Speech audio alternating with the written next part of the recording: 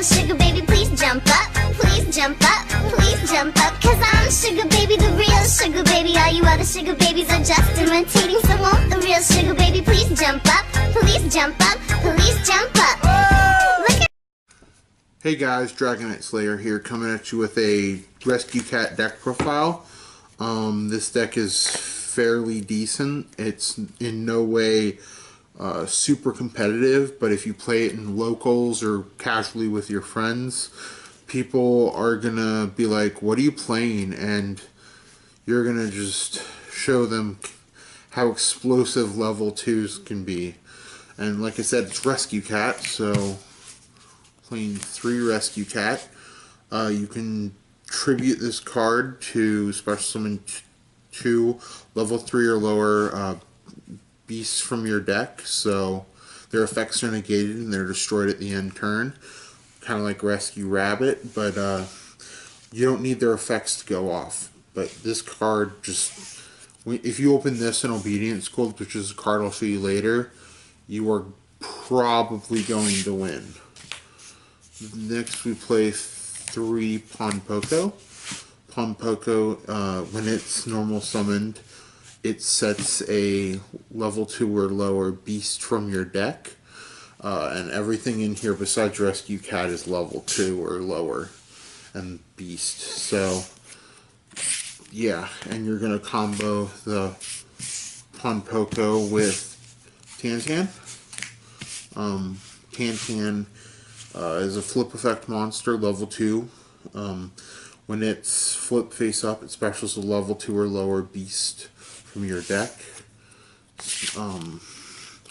There are ways to drop that stuff and make it faster, but this is kind of more of a budget build. Next we're going to play 3 Valfon. Valfon, it's your Lumina of the deck. It just cut a card, special level 2 or lower beast.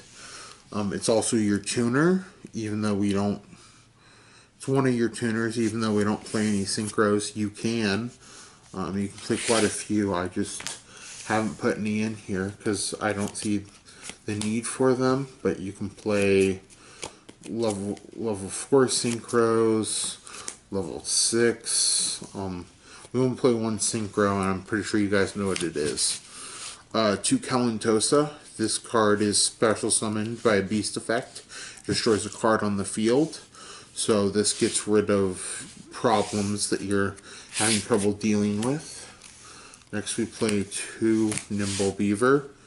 Nimble Beaver, when it's normal, is it normal or special? When this card is normal summoned, it special summons a beaver from your deck or grave.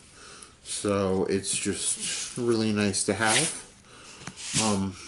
It's really good for overlaying if you don't open Rescue Cat or something. Next we play 2 Wind Up Kitten. Wind Up Kitten returns a face-up monster card to the hand once while it's on the field. Can bounce back, you know, exceeds or something. Next you play the 1 Key Mouse. This is your most important tuner. It's a level 1, so you can make Nature a beast. Then the last monster is a Spicy Tech. We play 1 Slifer the Sky Dragon. Obedience Gold says that you can't special summon except for beasts after it's activated. But this card is a normal summon, so you use Obedience Gold, and then you summon this. Speaking of Obedience Gold, we got 3 Obedience Gold.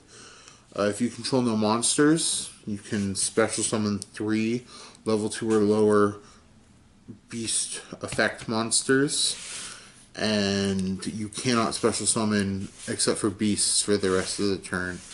So it's really, really good, and this is the best card in the deck. You win if you see that card, usually. Next we've got 3 Arzrock Sunrise. This is a monster reborn that also lowers your opponent's attack for every beast in the grave. Then it's monster reborn. game charge. Self-explanatory. You see these, you're gonna do good. 2 Mirror Moon Shield. Best way I can describe this: you equip it to a monster. That monster is always the stronger card during battle. Say Pumpoko, which has 800 attack battles, a Blue Eyes White Dragon. Well, during the battle phase or the damage step, this card becomes 3,100 instead of its 800. So it's always stronger when it battles. Next we play 2 Cosmic Cyclone. This is just for my locals. I would play Twin Twisters if I was taking this to a higher event. But Cosmic Cyclone, because 2 of my friends play decks that have more than 1 field spell in them, and disrupting field spell play is really good. Especially when you have a friend playing Formula Athletes. Sorry.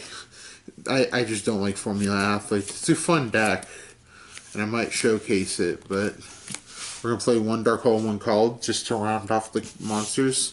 This can be really anything you want it to be. I chose Called just because it's a good card. I'm thinking about dropping it for Pot of Desires. On to Traps, play 1 Warning, 1 Strike. There are other cards you could play, but or you could play another Strike, or I just like the 2. This is another weird tech card, Dimension Slice.